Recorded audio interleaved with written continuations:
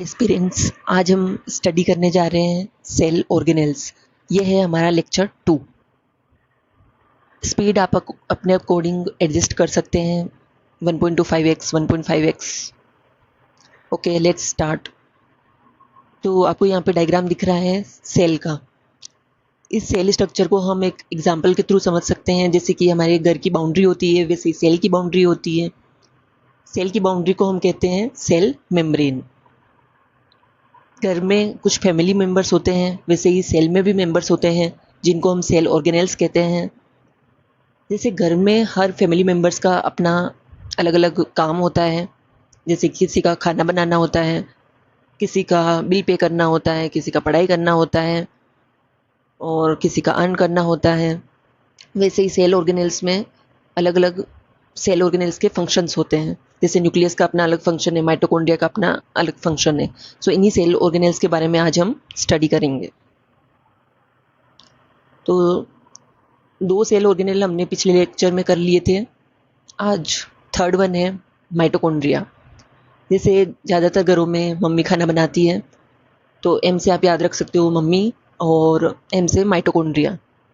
तो घर में ज़्यादातर घरों में मम्मी खाना बनाती है, वैसे ही सेल में खाना कौन बनाता है? माइटोकॉन्ड्रिया। जैसे मम्मी जो है वो खाना, जैसे मम्मी रोटी बनाती है, वैसे ही माइटोकॉन्ड्रिया क्या बनाता है? एटीपी, यानी एडिनोसिन ट्राइफॉस्फेट मॉलिक्यूल के रूप में एनर्जी स्टोर होती है। I hope you understand it very well. और माइटोकॉन्ड्रिया जो है वो डबल मेम्ब्रेन ऑर्गेनेल है, जिसके चारों तरफ 2 मेम्ब्रेन होती है। हमारा नेक्स्ट सेल ऑर्गेनेल है प्लाज्मा मेम्ब्रेन, और या फिर सेल मेम्ब्रेन जिसको हम बोलते हैं। इसमें आप एग्जांपल देख सकते हो कि जैसे हमारा घर होता है, उसकी बाउंड्री होती है, उस पर एक गेट लगा होता है।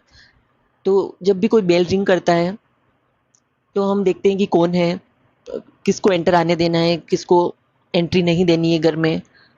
अगर हम कोई स्ट्रेंजर है तो हम सोचते हैं कि इसको आने देना है या फिर नहीं। वैसे ही सेल में क्या होता है? सेल मेम्ब्रेन होती है जो कि सेमी परमिएबल होती है, और ये सेमी परमिएबल मेम्ब्रेन ये डिसाइड करती है कि कौन सा मॉलिक्यूल अंदर आ सकता है और कौन सा नहीं। एंड और देख लेते हैं इसमें क्या है कि सेल मेम्ब्रेन दोनों में प्रेजेंट होती है, प्लांट सेल में भी और एनिमल सेल में भी, क्योंकि दोनों को सेफ्टी की ज़रूरत है, प्रोटेक्शन की ज़रूरत है। तो दोनों ने अपने चारों तरफ क्या है? बाउंड्री बना रखी है। इसका काम होता है प्रोटेक्शन प्रोवाइड करना। एंड ये दो कंपाउंड से मिलकर बनी होती है, लिपिड एंड प्रोटीन से। जैसे हमारा घर में क्या करवाते हैं हम घर बनने के बाद में? लिपापोती। तो उस लिपापोती से आप याद रख सकते हो कि लिपिड एंड प्रोटीन से ये बनी होती है। ओके, नेक्स्ट देखते हैं। तो नेक्स्ट सेल ऑर्गेनेल है साइटोप्लाज्म। साइटोप्लाज्म को आप समझ सकते हो जैसे कि कोई सूप है। सूप में जैसे बहुत सारे इंग्रेडिएंट्स तैर रहे होते हैं, बहुत सारी जो वेजिटेबल्स होती है वो तैर रही होती है। वैसे ही सेल के अंदर बहुत सारा पानी होता है, उसमें सारे जितने भी मेंबर्स होते हैं सेल के, न्यूक्लियस, माइटोकॉन्ड्रिया, ये सारे तैर रहे होते हैं। तो और ये मेनली जो है वो वाटर से बना होता है, और कुछ इसमें ऑर्गेनिक इनऑर्गेनिक कंपाउंड्स भी होते हैं। और ये एक तरीके से मीडियम का काम करती है। जैसे कि एक सेल का एक मेंबर है, माइटोकॉन्ड्रिया को कोई इन्फॉर्मेशन पहुंचानी है किसी और को, तो वो किसके थ्रू पहुंचाता है? साइटोप्लाज्म के थ्रू। जैसे ज़्यादातर घरों में क्या होता है, इंडिया में ज़्यादातर घरों में अगर हमें अपनी बात पापा से करनी है, तो बीच में हम किसको बोलते हैं? सबसे पहले वो बात मम्मी को जाती है, फिर वो मम्मी जो है पापा को बताती है। तो मम्मी यहाँ पे क्या कर रही है? मीडियम का काम कर रही है। वैसे ही सेल में मीडियम का काम कौन करता है? Cytoplasm. Okay, the next cell organelle is endoplasmic reticulum. यहाँ पे एंडो से आप याद रख सकते हो अंडा। अंडे में क्या होती है? प्रोटीन होती है। तो वैसे ही एंडोप्लाज्मिक रेटिकुलम का काम क्या होता है? लिपिड एंड प्रोटीन बनाना। तो ये 2 तरीके की होती है, एक होती है rough endoplasmic reticulum, and the second one is smooth endoplasmic reticulum. तो रफ एंडोप्लाज्मिक रेटिकुलम रफ क्यों है? क्योंकि उसके ऊपर राइबोसोम प्रेजेंट होते हैं, और रफ वाला क्या बनाती है? प्रोटीन, और स्मूथ वाला लिपिड या फिर फैट बनाता है। Now the next cell organelle is vacuole. Vacuole का काम होता है वाटर या फिर न्यूट्रिएंट्स को स्टोर करके रखना। वैक्यूल जो है प्लांट सेल में भी होती है, एनिमल सेल में भी होती है, बट प्लांट सेल में वैक्यूल जो है वो ज़्यादा बड़ी होती है। आप बताइए क्यों? क्योंकि प्लांट जो है वो मूव नहीं कर सकते, मूव नहीं कर सकते, तो नेचर इज़ वाइज, नेचर जो है काफ़ी बुद्धिमान है, क्योंकि प्लांट मूव नहीं कर सकते तो उनको बड़ी बोतल दी है वाटर स्टोर करने के लिए। एंड एनिमल जो है वो मूव कर सकते हैं, अगर पानी अगर थोड़ी दूर भी है तो भी वो चल के वहाँ पे जा सकते हैं, इसलिए उनको छोटी छोटी बोतल दी है। Now the next is Golgi apparatus. Golgi apparatus में नाम क्या है, थोड़ा सिमिलर सा गोलू की तरह। यानी कि अगर गोलू नाम का कोई इंसान है तो उसका, फॉर एग्जांपल आप उससे पूछते हो कि तुम क्या काम करते हो, तो वो बोलता है मेरा ट्रांसपोर्टेशन का काम है, पैकेजिंग का काम है, यू नो। तो वैसे ही गोल्जी एपेरेटस क्या काम करता है कि जो भी एंडोप्लाज्मिक रेटिकुलम ने लिपिड और प्रोटीन बनाया था उसकी पैकेजिंग और ट्रांसपोर्टेशन का काम करना। अब आप सोच रहे होंगे कि ट्रांसपोर्ट कहाँ पे करता है, तो जिस भी ऑर्गन को ज़्यादा ज़रूरत है लिपिड या प्रोटीन की, वहाँ तक ट्रांसफ़र करने का काम कौन करता है, गोल्जी एपेरेटस। जैसे हमें कहीं पे चोट लग जाती है तो वहाँ पे ज़्यादा प्रोटीन की, लिपिड की ज़रूरत पड़ेगी, तो वहाँ उस ऑर्गन तक पहुँचाने का काम कौन करता है, Golgi apparatus. Well the next and I think the last one is lysosome.